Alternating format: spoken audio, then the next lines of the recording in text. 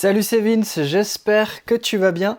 Aujourd'hui, j'aimerais te parler d'une petite expérience de création qui m'est arrivée il y a quelques jours. Et en fait, c'est plutôt un échec créatif pour un boulot d'ailleurs. Je pense que c'est une leçon assez intéressante, notamment pour ceux qui cherchent à professionnaliser leur travail et ou qui veulent participer à des projets avec d'autres gens. Il y a peut-être des leçons à en tirer. Lamusicien.fr, oulala, c'est sexy. Alors juste avant ça, je te fais un instant promo parce que ça va pas durer longtemps et je sais que les gens quand ils ratent les promos après ils sont un petit peu déçus, ça peut se comprendre. Du coup là c'est le 1er mai aujourd'hui et je me suis dit qu'il y a peut-être des gens qui font le pont ou en tout cas qui vont pas bosser le 1er mai et c'est peut-être l'occasion de passer du temps à faire de la musique ou bien de se former et du coup j'ai mis tout le catalogue à moins 50%.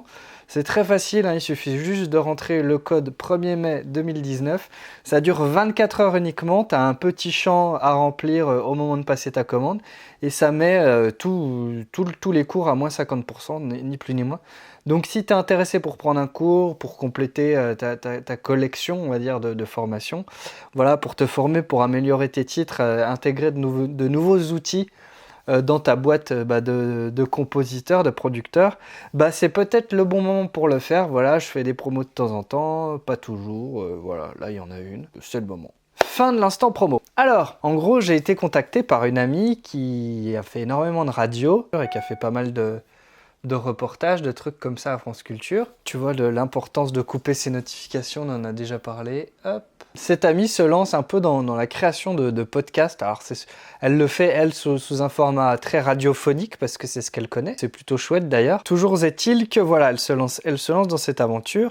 L'idée, en gros, c'est de faire sponsoriser ce travail de création. Et du coup, elle a trouvé un genre de mécène. Et donc, c'est le mécène, c'est une des grosses boîtes qui s'occupe des maisons de retraite. L'idée, c'est de faire une série de vidéos, mais non, une série d'audio sur ces vieux qui sont dans ces maisons de retraite, sur leur histoire et principalement axé sur les femmes. Voilà, t'as à peu près le contexte. J'ai écouté un peu certains trucs, franchement c'est assez cool. T'as des petites vieilles qui te racontent des trucs assez horribles mais avec beaucoup d'aplomb, une espèce de recul, une froideur de j'en ai plus rien à foutre de toute façon, donc je te balance mes dossiers. Voilà, on parle de gens qui sont vraiment très âgés, quoi, qui ont 90 ans, dont les enfants, en fait, ils ont l'âge de mes parents, quoi, en gros. Et donc, dans ce cadre-là, ma pote Sophie, voilà, bisous Sophie, si jamais tu vois ça, ça m'étonnerait. J'espère que tu m'en veux pas de balancer l'action. Ma pote Sophie, donc, me propose, bien gentiment, qu'on bosse ensemble. C'est-à-dire que je réalise la musique de son projet, notamment la musique du générique et de ce qui va servir de bande-annonce. Donc, très bien. Moi, ça m'intéresse toujours. En plus, un job rémunéré dans de bonnes conditions, avec une amie, enfin voilà, c'est juste parfait. En général, c'est quand même suffisamment rare pour qu'on te propose du boulot en tant que compositeur pour rechigner trop longtemps, on va dire. Et puis surtout, le projet m'intéressait, voilà, c'était quelque chose que j'avais jamais trop fait. En tout cas pour un podcast. J'avais déjà fait des jingles de podcast à l'époque où je faisais presque le pigiste musical sur Fiverr. C'était une autre époque, peut-être je t'en reparlerai un jour. Toujours est-il qu'elle me propose ce job-là, donc j'accepte avec joie la proposition. Je me dis ok cool, je vais faire de la musique, je vais me faire payer, je vais bosser avec une pote, et puis le projet est sympa, donc c'est parfait. Alors le problème, c'est que les choses traînent un petit peu entre le moment où on en a parlé, elle a émis l'idée qu'on bosse ensemble, elle m'a proposé ça, et le moment où elle revient vers moi en me disant ok on y va, parce que pour elle a beaucoup travaillé pour faire toutes ces micros, ces montages, ces machins. Et puis une semaine avant de faire un premier rendu avec grosso modo les gens qui la payent, elle m'appelle donc et elle me dit bon il me faut une musique. Bon ok, le problème c'est que j'ai pas trop de direction à te donner. Je sais pas trop exprimer ce que je veux, c'est pas concrètement ce que je recherche non plus, mais je te fais confiance. Ok, donc je fais une première version complètement en mode institutionnel. Ça l'a fait bien marrer, mais elle me dit mais tu sais, si je t'ai demandé de bosser avec moi, c'est pour faire du Vincent Redge, c'est pas pour faire ce que je pourrais trouver dans n'importe quelle librairie musicale. Et effectivement, je pense que c'est un des premiers trucs à retenir, c'est que moi, mon premier réflexe en tant que compositeur, que créatif, c'est de me dire ok, j'ai pas de brief plus que ça. Du coup, je vais faire une musique genre radio, genre générique France Culture. Et du coup, c'est ce que j'ai fait. Et elle m'a limite rionné en me disant moi, je veux bosser avec un compositeur, donc avec quelqu'un qui a une patte, avec quelqu'un qui fait sa propre musique, et pas quelqu'un qui va faire moins bien limite ce qui existe déjà et faire de la musique hyper institutionnelle, hyper corporate, tu vois, le truc vraiment sans âme que tu trouves facilement. Donc voilà un petit extrait. Là, je reviens vous chercher. Ok. Donc c'est chez vous là. C'est chez moi. Je vais vous dire quelque chose. Là ça se voit pas mais en fait je bouge la tête sans mettre la musique que j'ai intégrée au montage. Du coup je me sens vraiment très con. Ça c'est la première tentative, sachant qu'il y a eu 4 tentatives en tout. Ce qui est bien c'est que ça l'a un tout petit peu aidé à reformuler ses mots. Et c'est là aussi le deuxième truc, c'est que c'est très difficile de parler de musique. On pourrait dédier une vidéo à ça, même plusieurs, de trouver les mots pour exprimer ce qu'on veut dans une musique, ce qu'on entend dans une musique, et mettre les bons adjectifs pour décrire une intention, une émotion, parler de couleur, de chaleur, de tension, de relâchement, de contraste, de trucs, mais concrètement, tu vois, qu'est-ce que ça matérialise comme idée dans notre tête, et comment en fait on fait émerger les idées qu'on a dans notre tête verbalement pour ensuite les transposer en musique. C'est super compliqué de décrire ce qu'on entend, ce qu'on veut musicalement. Mais ce qui est bien, c'est que ça l'a un tout petit peu aidé à préciser le truc. Elle me dit, je veux un truc dynamique parce que c'est vraiment le générique, il faut que ça accroche. Les gens qui écoutent des podcasts, c'est des gens relativement jeunes, on va dire les moins de 40 ans. Et du coup, c'est un peu ces gens-là qu'on vise, même si ça parle de vieux. Et justement, comme ça parle de vieux, faut pas non plus que ce soit trop plombant, faut pas que... Voilà, ils sont quand même bien vieux, faut pas plomber le propos encore plus. Au contraire, il faut un peu contrebalancer. Donc en gros, ça commence à se préciser, mais ça devient tout de suite beaucoup plus compliqué. Faut que ce soit dynamique, mais pas trop. Faut que ce soit Jones, mais pas trop. Faut qu'en même temps, ça serve un peu le propos, mais pas trop. Et il faut pas que ce soit trop radical, mais il faut qu'il se passe quand même des choses. Ok, je refais un autre jingle. Tout ça, je le fais sur un laps de temps hyper réduit, la nuit, hein, en gros. Donc j'ai très peu dormi pendant quelques jours.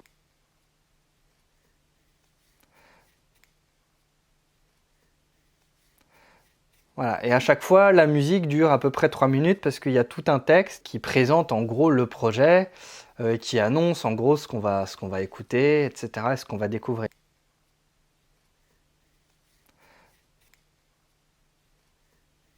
Et du coup, le deuxième jet donc, qui plaît beaucoup plus, qui ressemble beaucoup plus à ce que je fais, qui est beaucoup plus dynamique aussi, donc qui sert quand même un peu plus le propos, donc ça c'est bien. Mais évidemment, vient une grosse étape de doute, à savoir, ok, mais est-ce que c'est vraiment ce dont j'ai besoin? Le problème, c'est que ce dont elle a besoin, elle doit rendre ses premières épreuves 2 jours plus tard, un truc comme ça. Mais évidemment, bon, on se dit, ok, on part là-dessus, c'est pas si mal, donc j'affine un peu le truc, forcément, parce qu'à chaque fois, j'ai passé une nuit dessus, donc c'est pas hyper propre, etc. Elle fait des renvois avec le mec qui lui mixe ses audios. Du coup, bon, ils sont quand même un peu convaincus, mais pas tant que ça. Bon, 2 jours passent, et 2 jours avant donc de rendre le truc, elle revient vers moi en me disant, bon, je sais pas, il y a un truc, j'arrive pas à l'exprimer, mais ça correspond pas au projet, ça va pas et tout. Je fais, ok, donc là, je vais repasser en mode nuit blanche, on va dire. Enfin, pas en mode nuit blanche, mais pas loin. Donc, pour un troisième essai, donc, je vais partir plus sur du piano. Je me suis dit, bon, on va peut-être essayer de coller plus, finalement, à ce qu'il a raconté et à l'atmosphère, à l'ambiance du truc. Donc, je sors un piano un peu atmosphérique. Je suis pas pianiste, donc en plus, je galère ma race pour bien jouer et tout. N'empêche que voilà, je fais un truc. C'est hyper plombant, et ça, c'est vrai, c'est hyper plombant. C'est vraiment posé et tout. Donc, cette troisième version...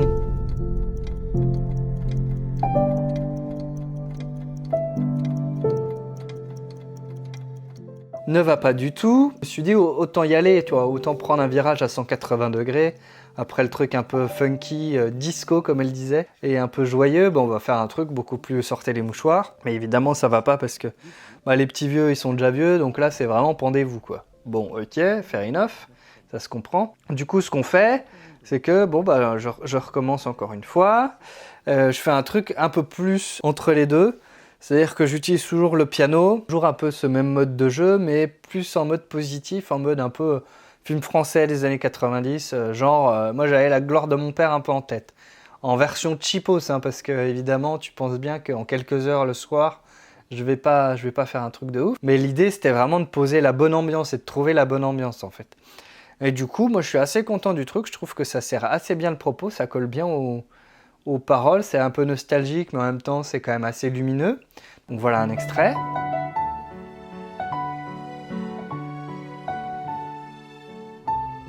Donc toujours moi j'écoute sans musique, hein, mais je fais style. Et au final, bon ok, on valide plus ou moins la dernière idée, qui est quand même pas si mal, mais au final au dernier moment, bon en fait non. On va revenir sur ta deuxième idée, sur le jingle qui était le plus travaillé, le plus dynamique, etc. Et puis on verra bien ce qui se passe, parce qu'en gros là, la proposition de taf, pour moi, elle est validée que si elle, son boulot est validé. Et que si, en gros, la musique et même elle, ce qu'elle a fait en termes de bande-annonce, c'est validé. C'est là en fait que les choses se compliquent. Parce que elle a du coup une réunion avec c'est les gens qui la payent, la boîte de maison de retraite, et une énorme boîte de pub, Havas, pour ne pas les citer, parce que de toute façon c'est juste la plus grosse boîte de pub de France et une des plus grosses boîtes du monde, je pense. Et en fait, en gros, ces gars-là s'occupent de toute la com de la dite entreprise de maison de retraite. Et en fait, il faut remettre les choses dans leur contexte, c'est que du point de vue de ma pote, elle fait un travail de création qui est cool, de témoignage, etc., de transmission. Mais du point de vue de la boîte de maison de retraite, eux, c'est juste une opération de com. Ils se payent un nouveau format, un nouvel outil pour finalement redorer leur image et pour montrer que il se passe des choses bien dans les maisons de retraite, que c'est pas non plus complètement horrible, que les petits vieux c'est quand même des gens intéressants, etc. Et c'est une pure opération de com pour eux. Voilà, et c'est pour ça que c'est important. Et c'est une des choses aussi à intégrer, je pense, dans ce petit témoignage, c'est qu'il faut se mettre à la place de la personne en face. Et d'autant plus pour la boîte de pub, pour les mecs d'Havas qui, eux, voient ça d'un point de vue pur marketing et pur com. Pour eux, vraiment, ça doit rentrer dans les clous, dans leur filtre, si tu veux, du format qu'ils attendent, de ce qu'ils espèrent. Et comme la boîte de maison de retraite, évidemment, fait confiance, si tu veux, aux gars qui gèrent leur pub et leur image, évidemment que, si tu veux, ils ont une influence énorme sur la prise de décision.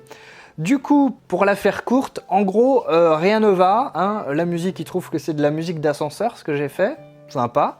Pourquoi pas, bon, c'est quand même un des trucs un peu dur à entendre quand t'es zico, c'est pas grave, Surtout que j'avais essayé de faire un truc un peu joyeux, un peu qui me ressemble quand même. Mais bon, why not? Ce qui me rassure, c'est que le boulot de ma pote aussi, ils sont pas hyper satisfaits non plus, donc ils vont lui demander de refaire. Et le truc, c'est que niveau musique, du coup, moi c'était ma seule chance de prouver ma valeur entre guillemets. C'est-à-dire que du coup, comme ils sont pas convaincus, ils ont décidé que ce serait eux qui s'occuperaient de la musique, donc la boîte de pub. Et comme évidemment le mec qui fait le chèque, finalement c'est lui qui a la décision, il décide de faire confiance à la boîte de pub, puisque de toute façon ils allaient partir avec eux. C'est juste ma pote qui avait insisté pour donner une autre vision, une autre voix, une autre musique, en gros, à son projet, et pour avoir un peu le contrôle sur la musique et travailler plutôt avec un compositeur qui a des idées propres que faire confiance à une boîte de pub qui va sortir des musiques du chapeau d'on ne sait où, qui va très certainement faire des trucs qui lui plaisent moins. En tout cas, c'est ce qu'elle m'a dit. Moralité, on passe souvent beaucoup de temps sur des projets de façon un peu bénévole, on passe beaucoup de temps à essayer de faire de la musique qui souvent n'aboutit à rien, et malheureusement c'est comme ça, il y a plus souvent des projets avortés que des projets qui aboutissent, et il faut l'accepter. Et surtout, il faut comprendre que quand tu n'es pas à la prise de décision, en fait tu peux rien y faire si tu veux. Et c'est pour ça que moi je t'invite d'une manière générale à t'intéresser au maximum aux choses sur lesquelles c'est toi qui as l'influence première et à ne pas trop espérer quand, si tu veux, tu sais qu'il va y avoir des tierces parties qui vont prendre des décisions en fait. Quand la décision ne t'appartient pas uniquement à toi, il faut accepter qu'effectivement, il y a une boîte derrière qui fait un gros chèque, donc ils sont en droit d'être satisfaits, qu'il y a peut-être des partenaires ou des gens de confiance, etc., qui rentrent en jeu aussi, et que finalement, toi, tu es la dernière roue du carrosse. Et d'ailleurs, en musique, on est souvent la dernière roue du carrosse. C'est un des postes les plus importants, mais c'est souvent un des plus maltraités, bizarrement. N'empêche que c'est le genre d'expérience qui est bien parce que ça te remet un peu en place, ça te remet un peu les idées au clair. Évidemment que je suis déçu, évidemment que j'aurais bien bossé avec ma pote, évidemment que ça m'aurait bien plu de me faire payer sur ce projet-là. Ma pote était un peu deg pour moi, mais pour elle aussi, faut être honnête. Elle m'a proposé de me dédommager, mais bon, j'ai refusé parce que c'est ma pote et qu'on s'était pas engagé avant ça, etc. Mais honnêtement, je m'attendais pas à ce qu'elle ait aussi peu d'influence dans l'histoire, mais au final, c'est un peu ça, quoi. Finalement, ça retourne ce projet de création en un projet de com. Donc j'espère que ma pote va quand même réussir à garder l'authenticité du truc, parce que c'était hyper authentique comme témoignage, voilà. Ouais, ça pose vraiment la question du bénévolat et du temps qu'on passe finalement à faire les choses gratos et des choses, si tu veux, qui vont nous faire avancer ou pas. Le truc, c'est que tu sais jamais finalement le temps que tu vas passer s'il va pas finalement aboutir aussi à de la rémunération, à de la com, voilà, à une visibilité. Et tant que tu n'es pas lancé dans le projet, tu peux pas savoir. Donc c'est aussi à toi de fixer tes propres limites, quitte à dire moi je veux bien te faire un jet, mais il faut mettre un peu de monnaie upfront, quoi. Tu me files un petit billet, quoi, pour que je m'y mette, voilà. Comme ma pote voulait faire quand ça a été refusé, tu vois, genre bon bah désolé pour le dérangement, tiens voilà pour ta peine, c'était un peu ça. Mais bon, comme c'est une amie et que voilà, moi, enfin honnêtement, moi vraiment je lui en veux pas du tout. Et puis si tu veux, quand tu commences vraiment à te professionnaliser, machin, il y a forcément une phase où tu bosses gratos. C'est un peu comme ça. On dit qu'il faut éviter de bosser gratuitement et je suis d'accord, mais en tout cas, quand tu commences, tu vas forcément bosser gratos pour te faire ne serait-ce qu'un portfolio, tu vois. Ne serait-ce qu'avoir quelques contacts ou voilà. Et du coup, forcément, ben ouais, tu acceptes aussi le temps passé à faire du bénévolat. C'est comme, enfin, je sais pas, tous mes potes techniciens et compagnie, ils passent sans arrêt beaucoup plus de temps que ce qu'ils sont payés réellement. Enfin, moi, j'ai ce sentiment-là, quoi. J'imagine qu'avec le temps, ils finissent par faire un peu plus gaffe, mais il y a énormément de parts de bénévolat dans ce que font, si tu veux, tous les techniciens et tous les artistes. Il y a toujours plein de temps qui n'est pas rémunéré. C'est pour ça que le statut d'intermittent est quand même cool, quoi. C'est quelque part, ça égalise un peu les choses parce qu'on passe énormément de temps sur des projets un peu à l'œil, tu vois, où on va être payé 8 heures alors qu'en fait on est là, on a passé 15 heures sur place. Ce genre de truc-là, bah ouais, forcément, ça c'est la réalité concrète des projets. C'est qu'on passe beaucoup de temps, on s'use un peu la santé sur des trucs qui n'aboutissent pas toujours, qui sont pas toujours rémunérateurs, malheureusement ça fait partie du jeu. Pas de morale, il n'y a pas de happy end à ce truc-là, et c'est bien de temps en temps aussi que bah voilà, il n'y a pas de happy end parce que c'est aussi une des vraies réalités du game, c'est que malheureusement on passe beaucoup de temps parfois pour rien, là en l'occurrence, bah là c'est ça. Alors bon bah du coup j'ai fait 3-4 musiques, je vais voir ce que j'en fais.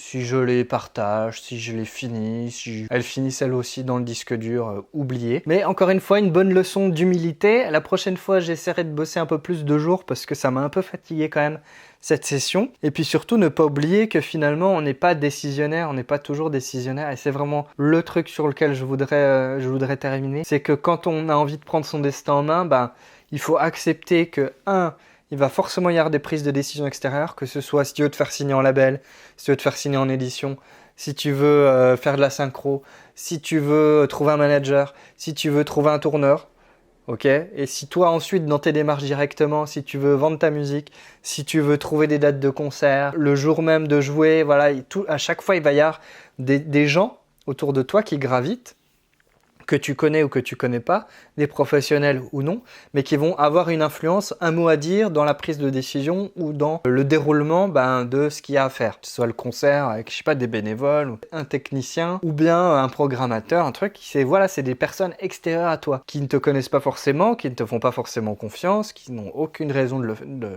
le faire d'ailleurs, et surtout qu'en ont vu peut-être même plus que toi.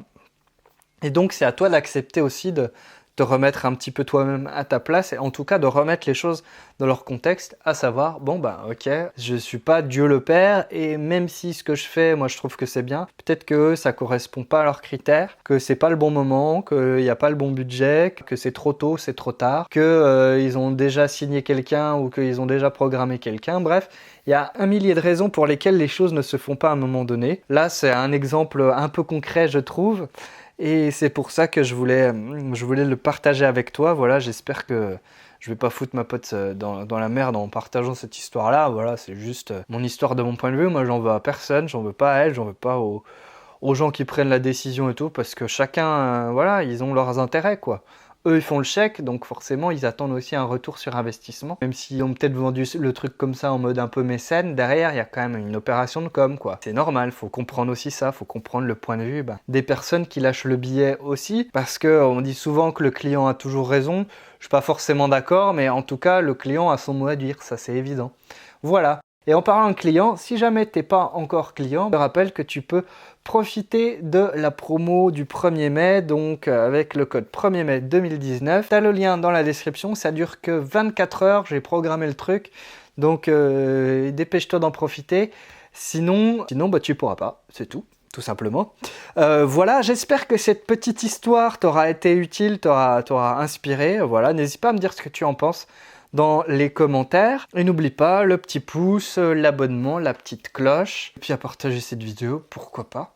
Je te laisse, fais plein de musique surtout, garde le moral, hein, garde la pêche, parce que voilà, parfois il y a des échecs, c'est comme ça. Ciao! Je suis comme ça.